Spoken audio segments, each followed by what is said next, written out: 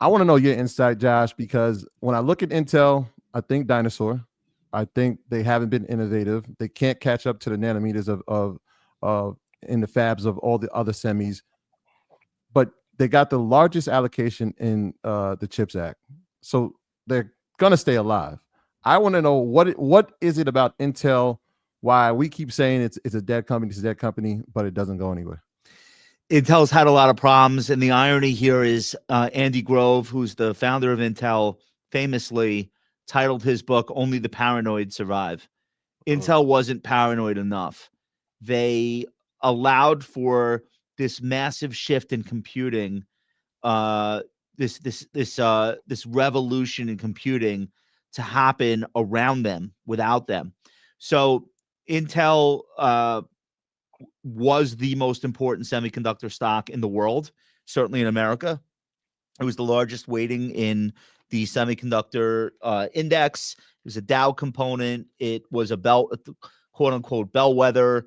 The Pentium chip was the most important chip in the world during the PC revolution of the 80s and 90s. And one of the things about Intel's dominance is their core CPU.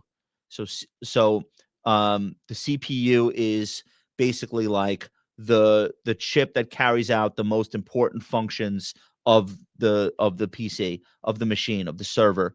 Um, that's a linear processing unit.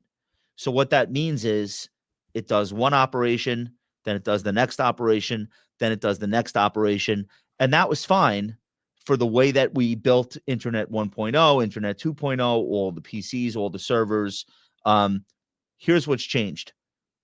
All of a sudden, when you're talking about things like augmented reality, virtual reality, the metaverse, blockchain, machine learning, AI, you cannot have linear computing and get these workloads processed in time for it to be useful to anyone.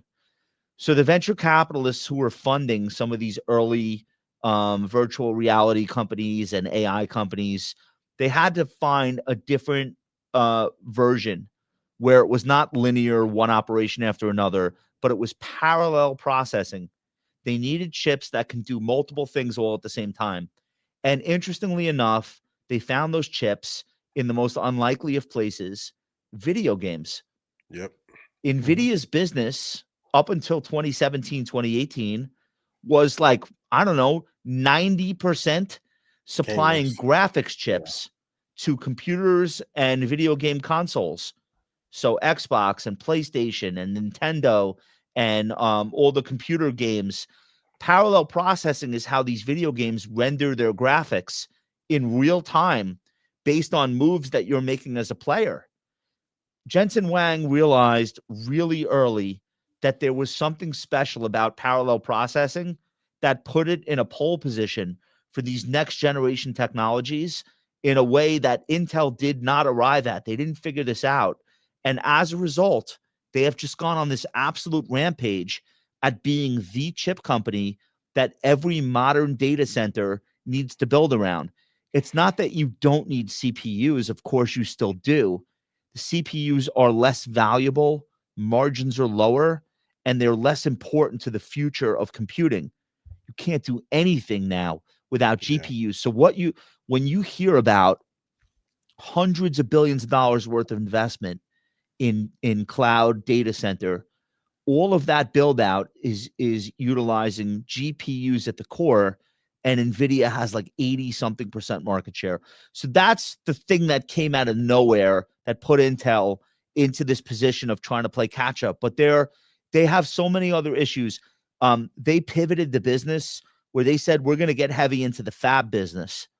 So that's like almost like being like a blacksmith. That's what Taiwan Semi does.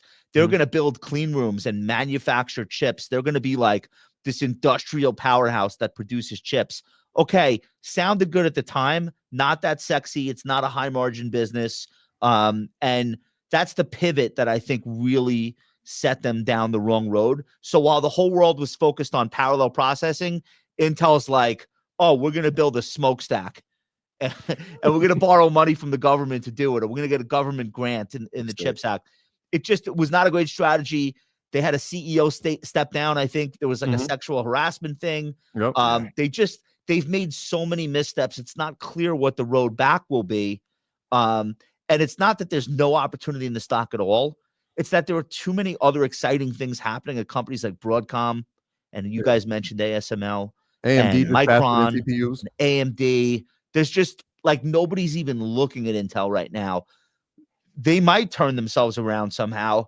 I just don't know technologically how that's going to happen and what the timeline is on that. So it's not really on my radar as an opportunity, even though the stock's in a substantial drawdown.